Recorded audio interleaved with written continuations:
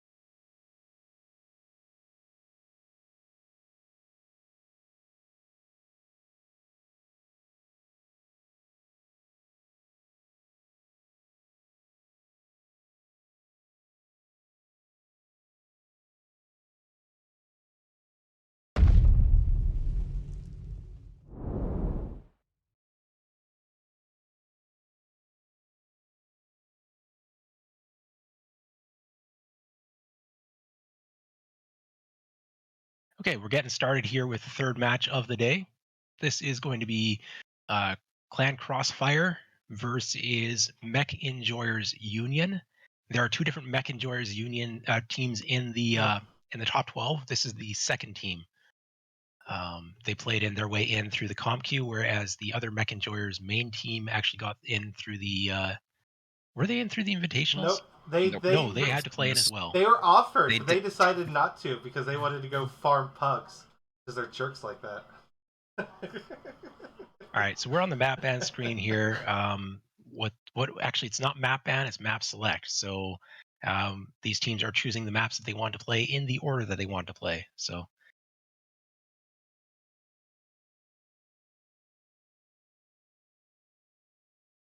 so excited. So we got CXF last year. They had a bit of a rough patch. They mainly played in the Oceanic time zone against Oceanic rewards teams. So they didn't get they unfortunately didn't get as much like training and stuff as a lot of the NA teams who were fighting each other in the queue for hundreds of matches were getting. So when the rewards teams at Oceanic dried up and they came over to NA, I believe overnight they lost almost 200 elo. And they went from top 12 and they got knocked really hard out of it. But it looks like this year they came back swinging, and here they are back in top 12 again, where they belong. One of the consistently better teams in MWO. They've mainly went between Div B and Div C, and just kind of floated between those two divs for since I've started playing. MEU, ME, new team, started at the beginning of the year. Now there are two teams. Their main team is NA mainly, I believe, and the B team's EU. Someone have to confirm that for me. yeah, we'll have to figure out what the servers are for these teams. So far we have Mining Collective selected as the first map.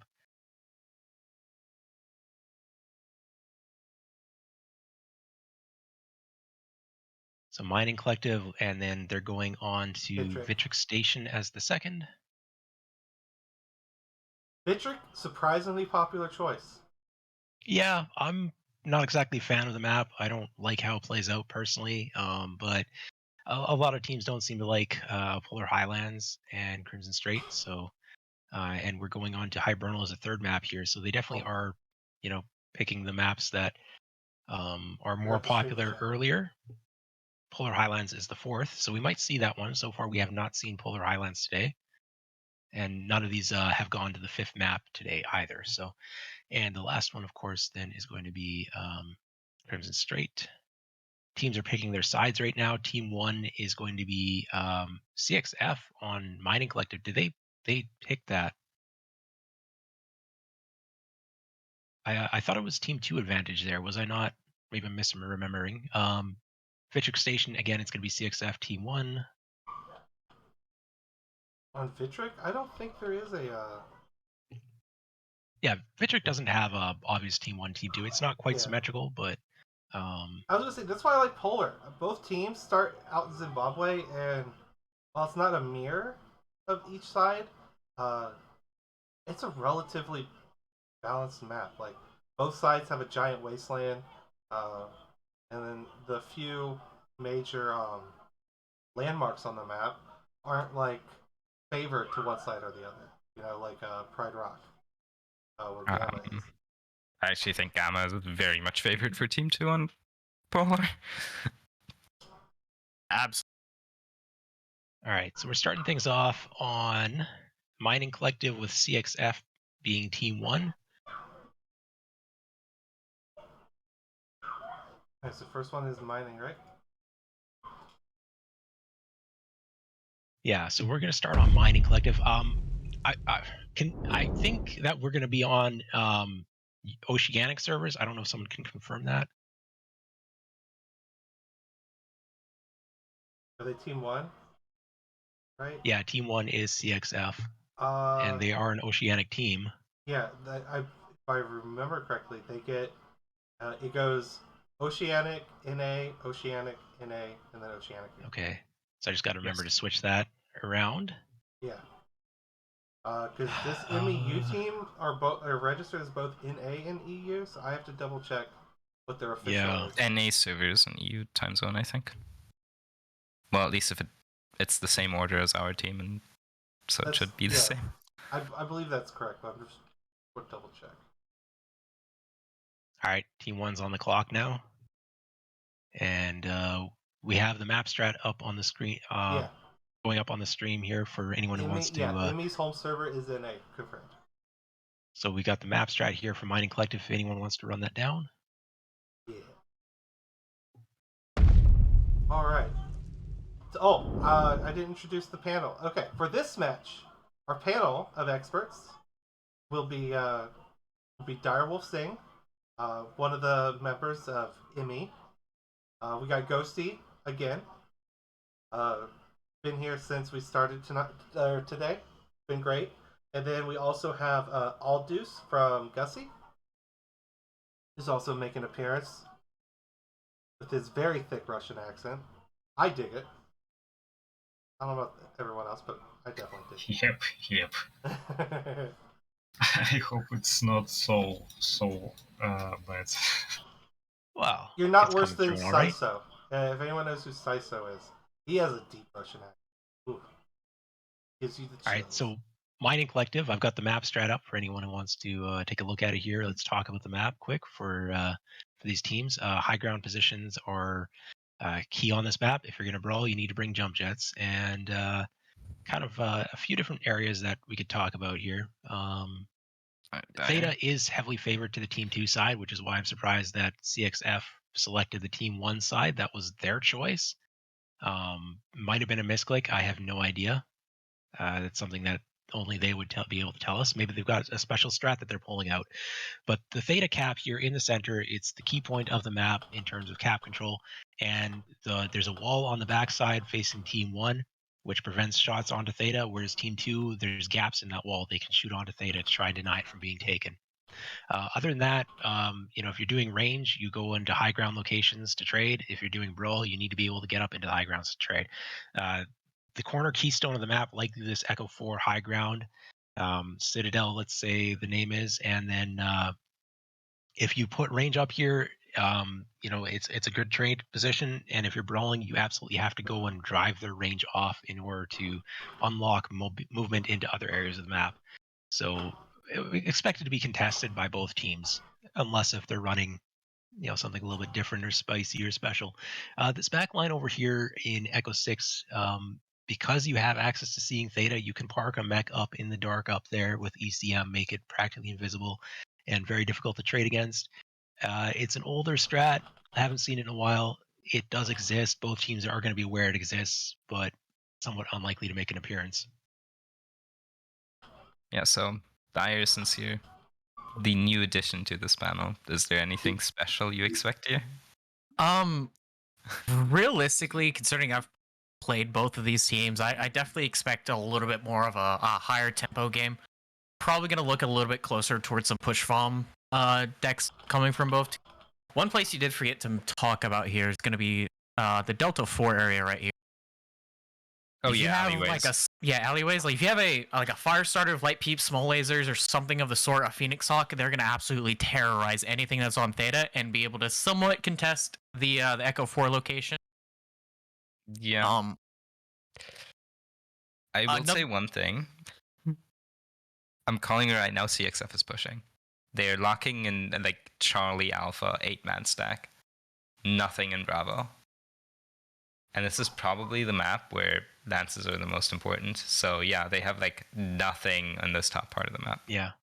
And the fact that they selected the Team 1 side, despite it being disadvantaged, even the stats from ComQ are showing that, that tells me they've got a strat. And I don't see it as a range strat because you don't have that Theta control. The wall's in the way. So it has to be a push, right? Unless you've got something special spicy, but that would tell me something's going on. We have a lock from Team 2, so I'm going to go ahead over to switch onto the match screen, and we're going to get started.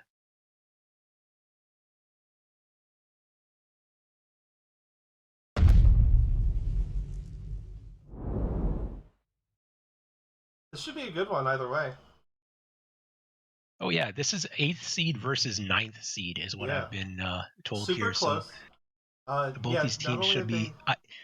Go The ahead. one thing is I don't know if they've had the opportunity to play each other in ComQ because the European time zone versus the Oceanic time zones or North American time zones versus Oceanic time zones, there's a possibility that the Oceanic team hasn't been able to face some of these top teams. Both teams have played a fair number of games in ComQ, but there's a chance they have not played each other. CXF has been playing late in A time, catching the last hurrah. The teams who play post midnight. Okay, so probably not when Mech Enjoyers Union has been playing. Yeah. Right. So this could be their first matchup of the championship series. I'm looking at. Go ahead. Okay. Red Panda, Shadowcat, MI. We got a Mislinks, Viper, and Executioner. I'm on MWO, by the way. They seem to also have a few traders here. Medcat 1, Goss lasers. They got Night Gear, Heavy Goss, ER lasers. Definitely tradey on this side. Yeah, even the Crusaders ERs or ER peeps. So, looking at Mech Enjoyer Unions, the Mislinks is actually SRM 6. Now, there's an early fight here around Theta. Mislinks went in to go check it. Compulsive Flag Eater pops UAV and backs out. Executioner was getting a scouting location from that talked about dark spot. I don't think they're going to stay out there. They don't have extreme range. They've got large pulse, and they don't have ECM either, which would make staying up there a little bit hazardous. We're seeing trade out of the Night Gear Mad Cat combo, setting up in smokestacks. And action is going to be on Crossfire right now to make something happen. They brought a Night Gear with AC-10 ERPPC mid-range build up onto Theta, trying to close Crossfire's that idea is to turn this into a north-south fight. They're already crossing over to the ME side, and yeah, this Echo 4 high ground has been taken by them. So they're kind of closing the range. They brought range trade mixed with mid-range. ERPPC 3 times on that Executioner. That's a hot trade build, not a mid-range push build. Hunchback, LPL, ERME, that's also a fairly hot trader. And so they're going to have to get those angles here because they are currently down on caps. Good try hanging out here near the center. Both the Mislinks are running the SRM build, so they have not gone with a standard, more meta machine gun and small laser build. Good tries taking a peek here. Oh no! Taking return damage. Yeah, not bad. Well, he didn't get his shot off, but he did take almost 8%. Yeah, and Shadowcat was also peeking there. Red Panda and took a fair bit of damage. Arms are open on that Shadowcat. Shadowcat, the arms have some weaponry, so that's something that does matter, taking those arm damage. This is a push here. CXF stacking up. They're going to be pushing. Are they committed? I mean, this has been spotted. Red Panda's got excellent angle here to see everyone coming, warning the team what's headed their way. Shadowcat's lost an arm, taking significant damage, 66%, open in the rear. But this push is coming in right here, right now. And the trade elements, one of them has been left behind. That is that Mad Cat standing out in the open up top, but they are outside of optimal range. Will not be able to fully participate. They have the HP advantage right now. Squeeze just took some damage that Crusader did. Yeah, ME definitely they're ready to receive. The lights and stuff are doing their trades. This push is stalled. Yes, that's what I was gonna say. The push is stalled, but it looks like they're trying something else because they are shifting again. Yeah, they're grabbing a third cap right now. So they've applied pressure and grabbed a cap here. So they do have the 3 cap, and they fake the push and grab the cap essentially. But now Red Panda, that Mislinks just lost some, Shadowcat lost a side torso. He's pushing now. Radthorn the Hunchback's about to get picked off. He is getting dove. Yes, they are. He goes down. So there's a weakness spotted here. The cap, when they went for the cap, a couple mechs got isolated, and percentages are very low on Mech Enjoyers Union, but they have gotten the first kill of this drop. Squeeb's Crusader is cord CT. If CX or if ME here can get some good focus fire and get another kill or two in the next 20 seconds, they could. Executioner has a lot of armor there. Blue Devil Spawn leading the push. Lousy 10 getting a little bit isolated in that Phoenix Hawk.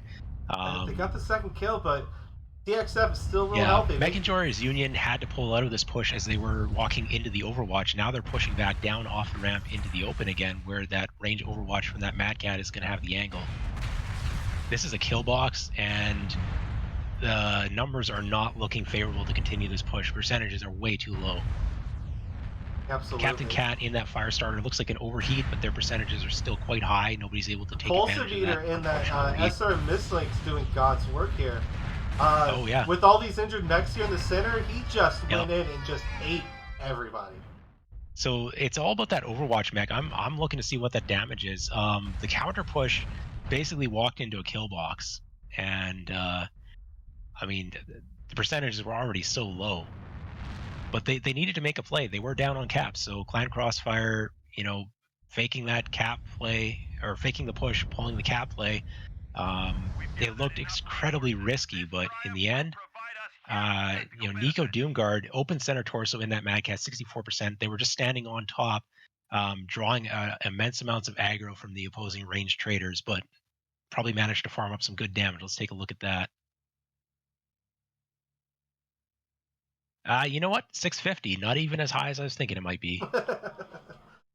Yeah, the Mad Cat. Look at the damage numbers here.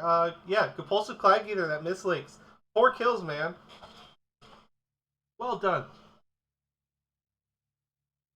He basically touched their whole team.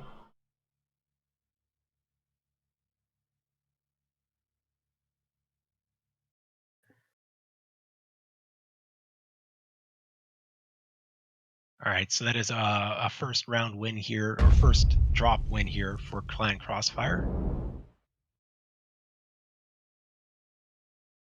And I've got the damage stats on the screen. Everyone can take a quick look at it. Maybe you want to pause the stream, come back to it later on. But Taiwanese Rice Farm in the Night Gear was 650, leading the team for Mech and Jory's Union. The rest of the team, nobody's cracked 400 there. So just needed a little bit more damage, maybe a little bit more focus fire as well. And by the time they pushed, percentages were incredibly low. On the opposing side, it was the Night Gear from Pete Zones with that AC10 ERPPC build playing the mid-range, and the Mad Cat with a long range, putting up 700 and 650 each.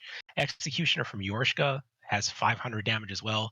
Compulsive Clag Eater, 4 kills and 450 damage, quite respectable there. A little bit of a bait and switch with the push and not push, and I don't know. I mean, the Hunchback being sacrificed there, probably a mistake. So I don't know if it was an intentional bait and push, but it did work out that way. I'm going to pop up the map strat for anyone who wants to go through that. Yeah, let's get our panel expert in on this one. What do you guys think? So let me see.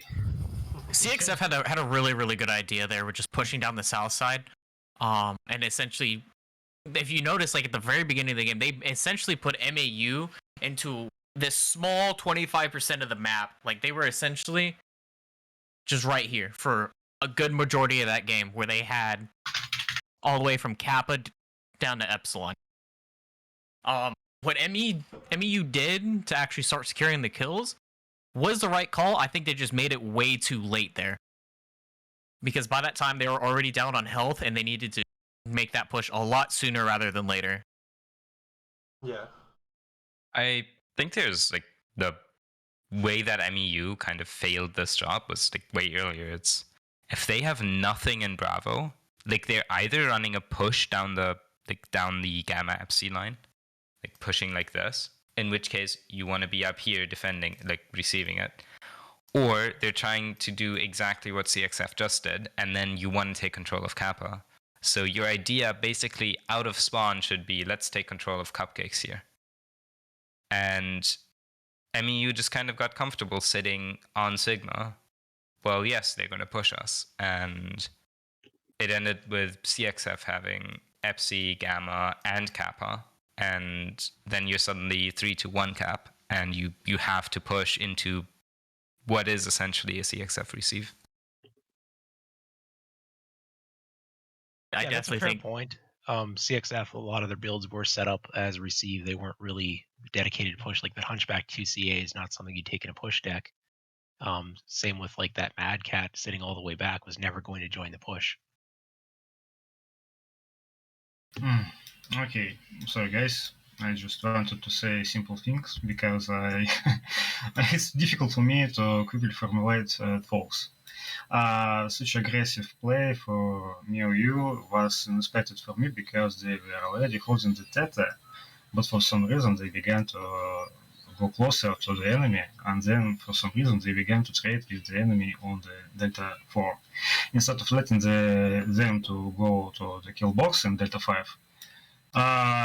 And well, they make counter push in the opposite direction it's not was justified in my opinion because well they already take the Theta, they have a better position, and they just would wait and let enemy to calm themselves. I think if you're lucky enough to make dominant heights, you need to hold them and not try to run into the kill box yourself. That's all. Yeah. I will say, watching CXF move was like watching water being poured. You know what I mean? They had that line here. It looked like they were set up for a north-south thing, and then all but the Mech capping just rotated like this, right? They all regrouped like pouring water out of a bucket, and then they were all here, ready to you know tell them to come at me, bro. Right? I thought it was gorgeous coordination from a team leader's perspective.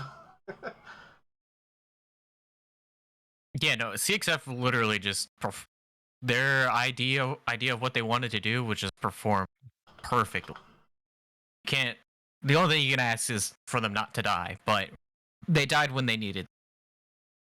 Yeah, I think this is like mining, in my opinion, is the like most in the moment decision based map that we have in the pool, where you kind of can't go in with a game plan and then play your match based of that. You have to make decisions at every point, and we can see that in these lower brackets with 100%. Some newer teams to the top 12.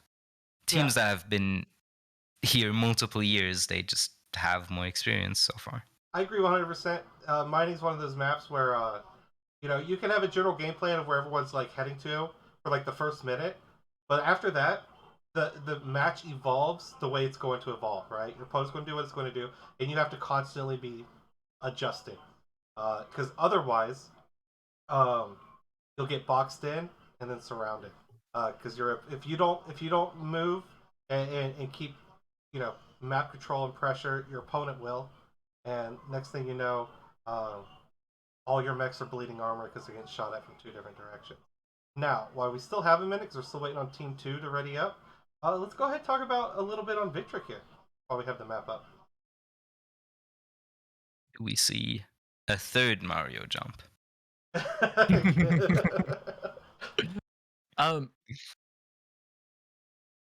definitely think Victric is not as symmetrical as some people might think it is. The center third is symmetrical, but the top third and bottom third are pretty wildly different. I think someone pointed out that actually the center third isn't symmetrical either. One of the lanes is a little wider for pushing than the other, and that makes a difference when you're trying to stack mechs up. You don't want to be single fire. You want to be 2 abreast, maybe even 2.5 abreast. And on the one side you can do that, the other side you can't. It's also really going to depend on what each team decides to do, because teams can push on it. They can do a cap strat. They can do exactly what CXF did on mining. Very similar thing like that on this map. It all really just depends on what comes down and who takes Theta. Because Theta is a really, really rough decision to take. You're either going to have to get it at the very beginning or go kill the enemy team first. Yeah, basically. Oh no, Ghosty, what do you think? Yeah, I think Theta is like one of those. It's contested, but you can still sneak it in the middle of the match. It's if you get a full cap on Theta, it's really hard. But if it's not capped by either team, it's totally doable. We used to see a rush for Theta to start things off, but that seems to have fallen out of favor. Both teams are locked up. I'm going to be switching the screens over and getting this kicked off. Yeah, as with all things, like the rush to Theta started getting countered, so we see it less now.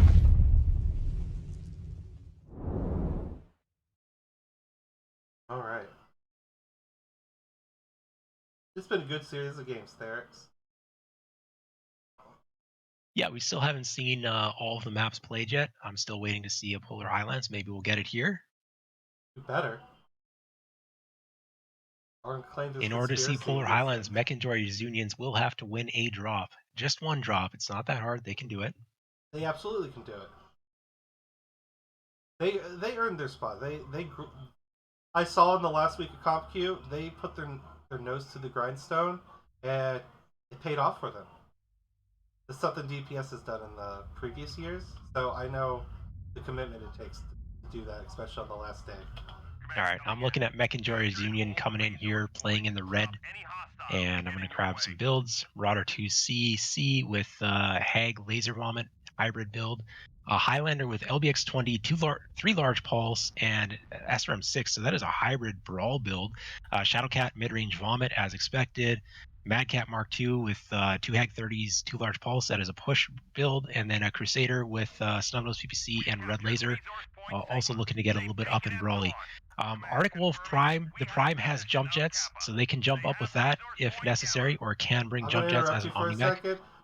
Clan Crossfire brought all the SRMs. Okay, but they have jump jets. They have that Assassin 23. They've got the Hellspawn 8P, not the hero. So 5 SRMs on that. It has a set of 8 quirks, so it can fire that without Ghost Heat. Assassin 23 with 3 SRM 6 Artemis. I'm assuming there's a lot of jump jets on that. Mislinks SRMs, also jump jets. Crusader, 13 small pulse on the Crusader. Did not bring anything other than red lasers.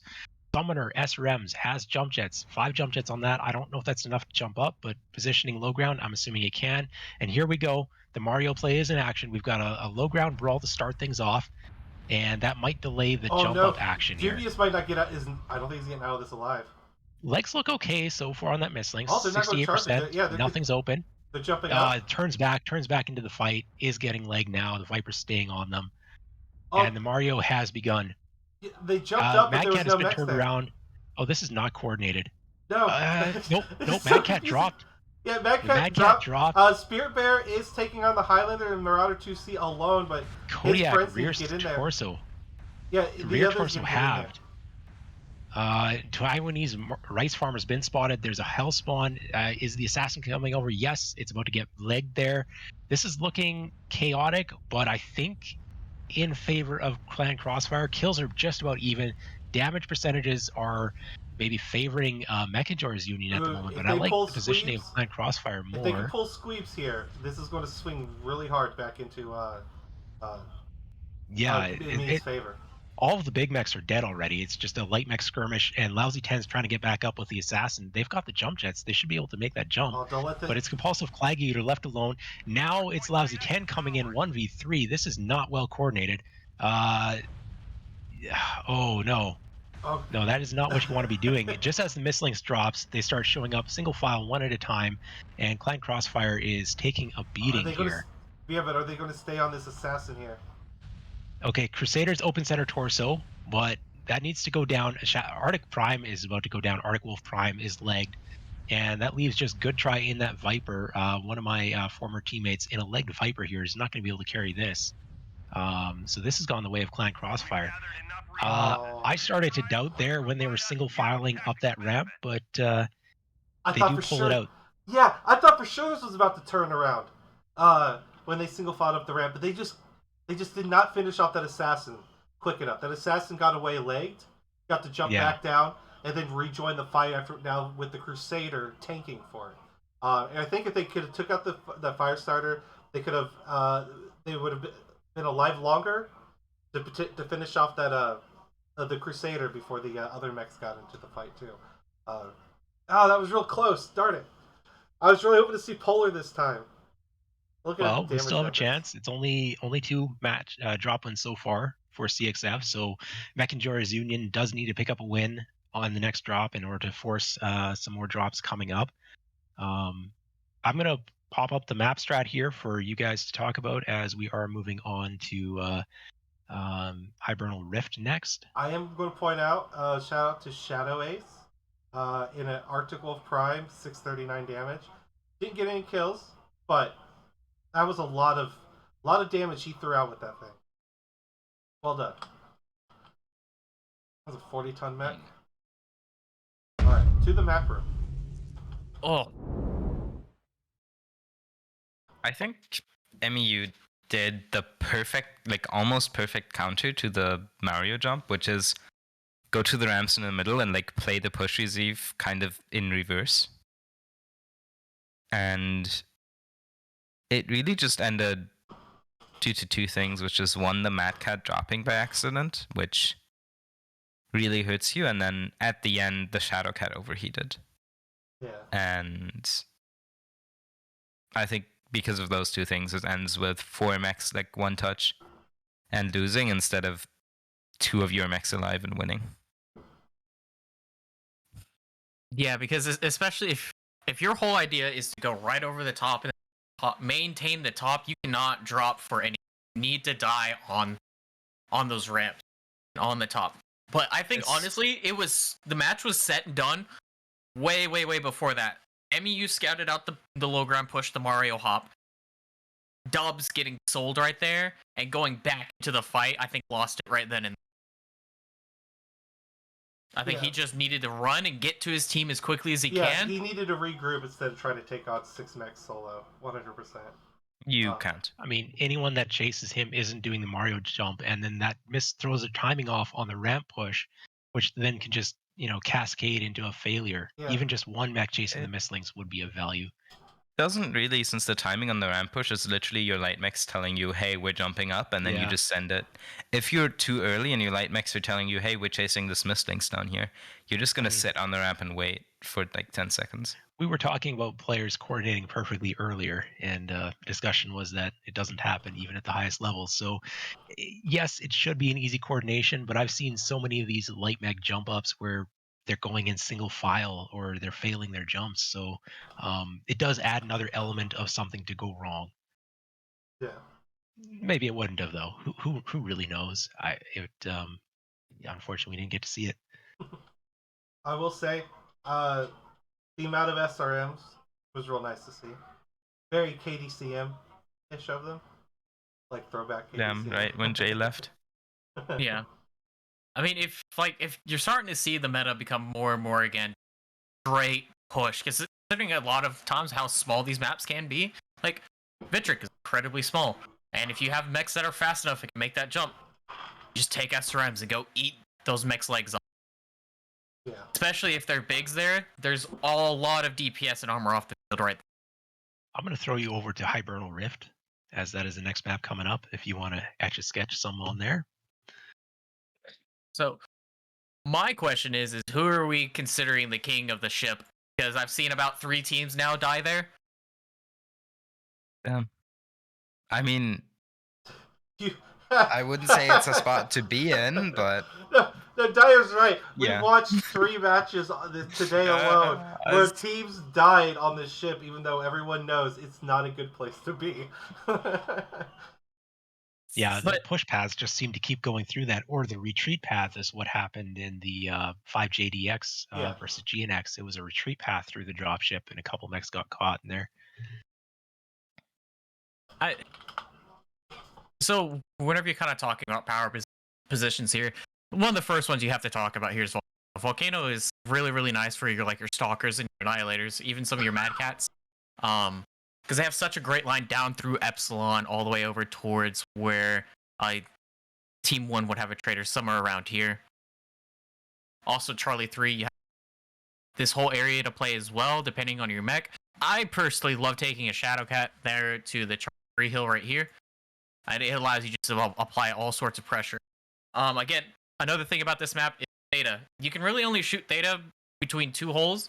It's going to be on the Charlie 3, Charlie 4, and Delta 3, Delta 4. You can't really shoot it from near the Kappa side or the Epsilon side. Well, basically, there's like a big mountain here and a big mountain here. One other thing is the ridge right here from like Delta 4, Charlie 4. is if a team is competent enough to push it, they will use that ridgeline to their advantage to kind of shrug damage into the terrain. But it can also be like your biggest downfall is if a team goes down into this valley here in the Delta 4 area, the other team just has to pop tart on that ridge and just eat you. Yeah. Yeah. It tends to be really important to take like this, which is called spine. To take spine. Let me draw that in a little bit, like more artistically. And I've by now come to the conclusion that it's mainly because you end up having an easier time controlling Sigma and Gamma. So it ends up leaving you with almost a guaranteed 3 cap if you manage to take spine and push the enemy team completely off of it. Whereas if you go for Kappa side and you get complete control of Kappa side, you're gonna lose Sigma and Gamma. And the team that went FC side is gonna take it. So we see a lot of teams fight for the FC side. And simply because giving it up completely is like very often almost a guaranteed loss. Yeah. Yeah. There's also one other push route, very common to like Hibernal's Canyon, where you just take this low ground here, and then you can time a jump, you can time a push here, take your assaults right through the spine, and then take your lights, jump right over in Delta 4 and essentially crush. Yeah. And just pincer them. So yeah, there's also the T2 just locked. We're going to swap Okay. back to that. Question. So we're going to switch over and get that started then. Kicking off the third drop of the third match of the day. And Mech and Jory's Unions needs to get a win here to keep the match going and for us to see Polar Highlands, which is the map we have not seen yet today. So if Mech and Jory's Unions can force a win here, we will get to see the fifth map played. Be interesting to see it. I'm looking forward to whatever they bring out here on Hibernal. Alright, I'm looking here at CXF's next already. I can pull up my... Ruh-roh. That was weird. Teams are Executioner, PPC, ready to kick off. Nike Air, AC-10 peeps. We got over there. Rancor. So two ERPPC, two AC-10. So that is different yet. Yet another build in that. Okay, Necro is moving. I thought we had a disco for a moment. That's a Mad Cat, Gauss Lasers. Very classic. Vulcan has 2 ER large out of Captain Cat. Ranthor made a play for Theta. Ate some damage, pulled back. Looks like Good Tries might be trying the same. Yeah, that's just one mech looking at Theta. It's not a free. I expect that they're just going to back off. Wait for some backup here. Mistlink's bringing SRMs on both sides. We've got Shadowcat here out of Red Panda trying to get a build. It is mid-range, a laser vomit with machine gun backup. Epsilon, there's a bit of a play at it right now. But this looks like a mix of mid-range and long-range for both teams. I'm not seeing dedicated brawl pushes here from either of them. The Warhammer 2C Maul is running LPL and Hag 30, so that is a mid-range push build. What we've got is the Mad Cat here behind Epsilon, so they're definitely looking at trying to use this long sight line around the Epsilon cap with that dual Gauss ear large, trading against, I believe that was 6, was that Bloodhouse 6 ear large, or was that, Yeah. Yes it is. So that is an extreme range, long range trade there from Bucket Hill, and then this position behind the Epsilon cap, and then also the Rancor Blood Asp. Ooh, Is coming in Necro squeezed. is getting heavy pressured. He's getting... Yeah. He's lost all his cover, and they're about to finish him off. Ooh, what happened to Grill there? What? Was He that was- a push? I Oh, got Grill caught out. got... Went around the corner. Okay, That Eagle was- Doomguard is getting dove here. So it's a trade of 1-for-1 so far. But the percentages, I mean, I'm looking at a low percentage here on Marauder 2C for Mech and Jory's Union, which is about to lose its side torso here. Captain Cat coming in with those machine guns on that ear large Vulcan. Taking the Executioner half. is... about to go down, but I actually take that back. No, he has a lot of his armor. 50%, but is halved from rear or potentially heat. I think rear. We have a little skirmish here. The Blood Asp is not firing on the main fight. They've been halved by the Mistlings, which is dueling them out. Should be. I expect there's no backups on that Blood Asp. Sometimes you see the small pulse in the arms. In that case, they do not. So they've been taken out by that Mistlings, getting underneath their minimum range. Dubious Squirrel looks legged in their Viper. But we've got a mech trap down in the pit. Pete Zone's moved up with the AC-10 ERPBC. They're open center torso in that Nike or Jade Here we Kite. go. Compulsive is coming into the fight. He's going to clean everything up like the last drop. Yeah, this looks... Clan Crossfire, the percentages are low. There's a chance, but I do believe the Crusader's already open everywhere. Bin Leg goes down. So it's up to Good Try in the Phoenix Hawk and Red Panda in that relatively healthy Shadowcat, who just jumped into the center of everyone, though, and has taken some rear damage. Good Try, both legs are open on their Phoenix Hawk, so I don't think they can carry this, but... Compulsive, he just needs to get one more shot in the back of that Blood Asp is rotating. Oh, you got Good Try! Can he get the Shadowcat? Shadowcat! Ah! No! Oh, I thought he was going to get the Shadowcat. Picking up that final kill. Yeah, Squeeps stole the kill. Where you are? Squeeps. Shame. Oh. Good fight, MWO. Yeah, it was a good fight. But ultimately, CXF does pick up the win here. CXF and with that drop win, they pick up the match win. Showing that they still got gusto in them.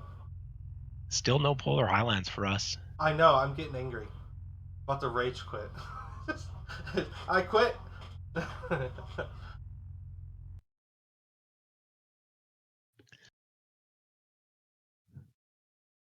Alright. Well, while you go after you do the score, then we'll swap over the map. Yeah, I'm just going to run through the damages real quick here and take a look. Relatively even on both teams. No standouts either, heads and tails above or below. Acerg's got 530 leading Mech Union.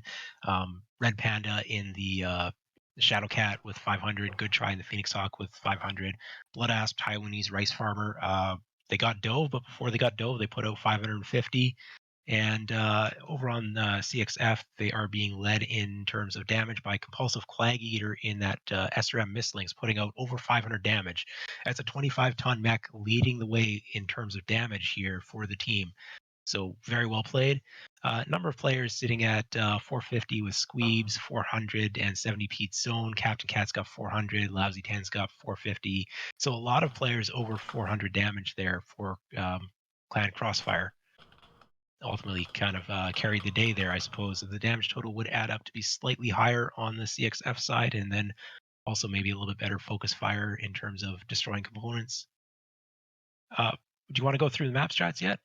Yeah. We've got a couple experts here who maybe want to run through what we just saw. Yeah.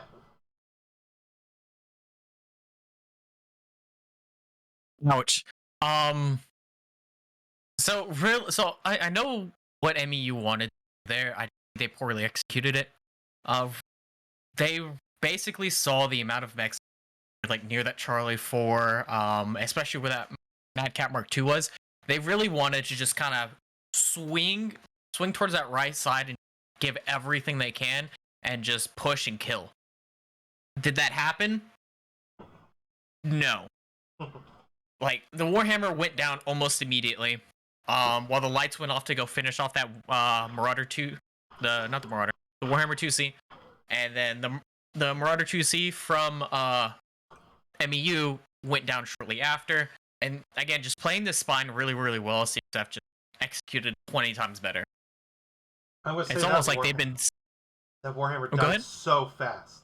Like, I looked at him, he was at like 97%, and then I saw in the corner of my eye him drop to like 80%, 66%, and then red, 53% dead.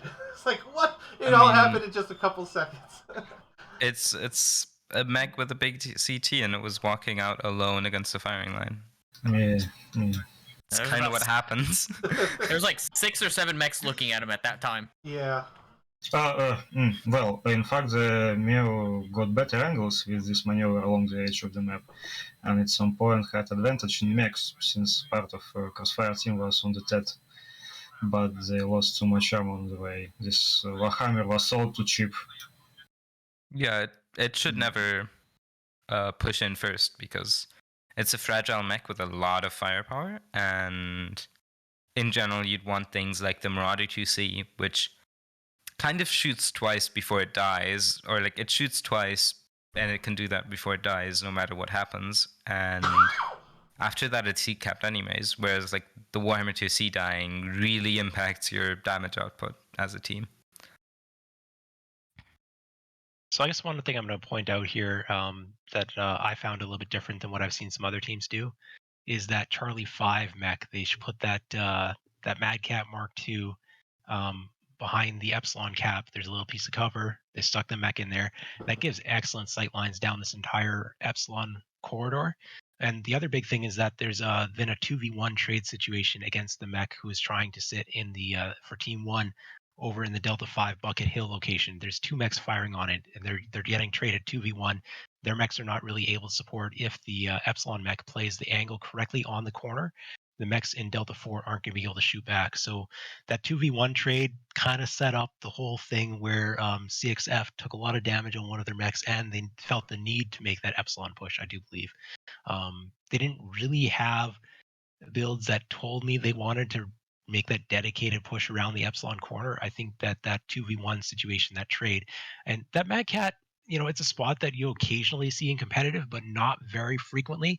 And with the advent of this new trade position on Hibernal with the night gear taking that near Sigma spawn location, I don't know if teams have necessarily prepared for that Mad Cat behind Epsilon.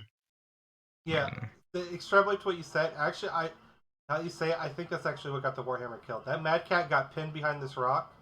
At first, these two had this guy dead to rights. Those mechs came up this line and just denied this Mad Cat cover. He like hugged the only place he could behind this rock. I thought for sure he was going to be dead, and that's when the Warhammer died. Pretty sure Warhammer walked out in the open to get that shot. The pilot in question would have to collaborate that, but I think that's what happened. He went for the kill, got what do they say, tunnel visioned, and then wasn't paying attention to literally the 6 mechs over here looking at him. that Mad Cat had taken significant damage though, but it managed to keep itself alive. So well played for Clan Crossfire. That about wraps it up here for us, I do believe. So 3 matches down so far today. We've got one more match coming up in under 2 hours from the time that you see this VOD. It's going to be about an hour 45, let's say. So the scheduled start time is going to be at, let's put that into UTC. 1 a.m. UTC? 0100 UTC, October 8th. So for those of us who are operating in North America Eastern time, we're talking about 9 p.m. Eastern Daylight Time. And it's going to be Mech Enjoyers versus Hunters of the Fjordlands, FJORD. So I'm going to wrap it up here. Thank you to the various experts who have joined us for casting here today. I didn't catch everyone necessarily, but thank you for joining us. It's been Therax and Level running the streams and trying to drive the bus here a little bit and keep the teams on schedule, which we have managed to do with their assistance of not playing five drops. So yeah, guys, I'm going to sign off here.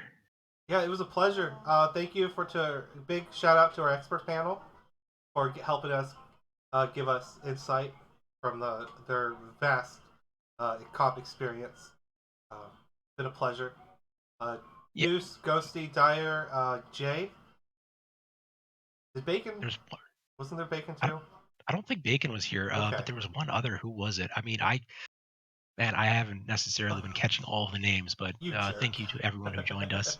Yeah, as he already said, under 2 hours we got the last match of the evening. Also, I'm gonna do the little plug-in for the Comp Q event. DPS is hosting the Steal the Q thing for teams, rewards teams who need to still get their 60 drops and don't have the pilots or didn't have enough pilots to get them all. There will be plenty of people who will be willing to, to swap teams and stuff now that rosters unlocked to help fill in for teams who need it to get their 60 matches, and hopefully with that much intermingling between teams, things are more interesting and more even. So that's happening in an hour. Yeah, CompQ's still open for another 3 weeks. So This if week, you are next not week, on and a the week comp after. team, there's still time. The rosters are unlocked. You can form a team. You can look on the MWO comp Discord to find a team, and hoping that to get as many teams as possible playing comp, getting their matches, getting their rewards, and having a good time.